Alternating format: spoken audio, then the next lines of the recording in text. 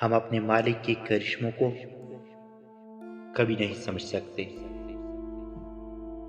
وہ عجیب ہے، بہت آزماتا ہے، آخری حد تک لے جاتا ہے، اور پھر ایک دم کچھ ایسا کر دیتا ہے کہ تمام زخم ایک ساتھ بھر جاتے ہیں۔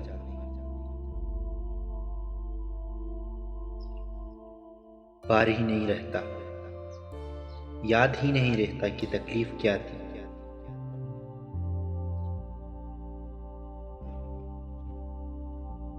بارش پر کسی کو یہ فکر ہوتی ہے کہ چائے کے ساتھ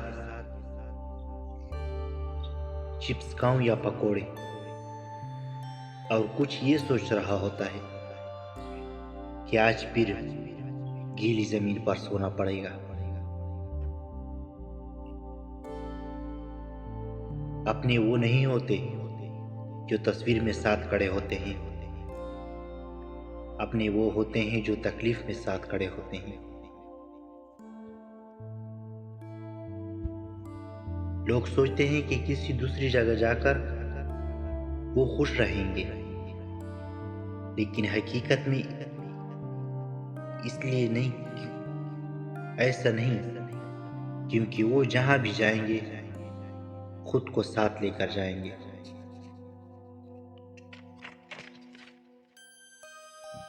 زیادہ محبت اور پرواہ کرنے والے کے ہاتھ میں کچھ نہیں آتا، نہ رشتوں کی مٹاس، نہ اس کا احساس، نہ ہی ان کی قدر کی جاتی ہے۔ بس ایک ذہنی فریب سا رہتا ہے کہ وہ بھی ہمارے جیسا ہی تھا جیسا کہ ہم، لیکن حقیقت بڑی ہی دل خراش ہوتی ہے۔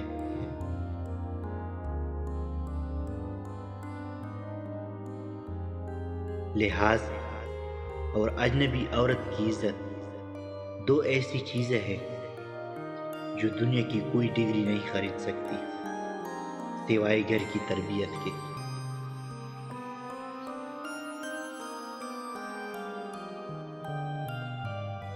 گرمی میں 10 گھنٹے کام کر سکتے ہیں کہ جسم مضبوط ہے، 5 وقت نماز نہیں جا سکتے کیونکہ ایمان کمزور ہے۔ کمال کے لوگ ہوتے ہیں جو آپ کی آواز سے آپ کی خوشی اور اداسی کا اندازہ لگا دیتے ہیں۔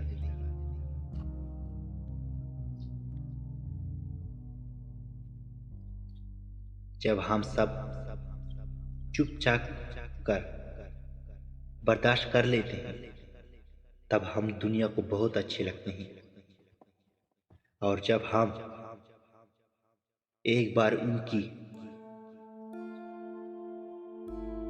تکلیف انہیں بتا دیں، غلطی انہیں بتا دیں، تو ہم سب سے برے لگنے لگتے ہیں۔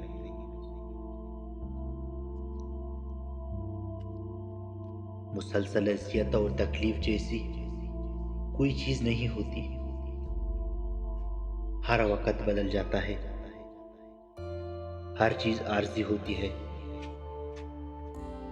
کسی آزمائش اور مشکل وقت خود کو ہلکا نہیں کرے،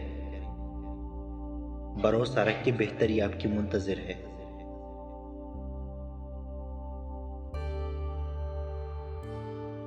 اپنی دن کی آغاز اور اختتام پر اپنی زندگی میں موجود ہر چھوٹی سے چھوٹی چیز کے لیے شکر ادا کیجیے۔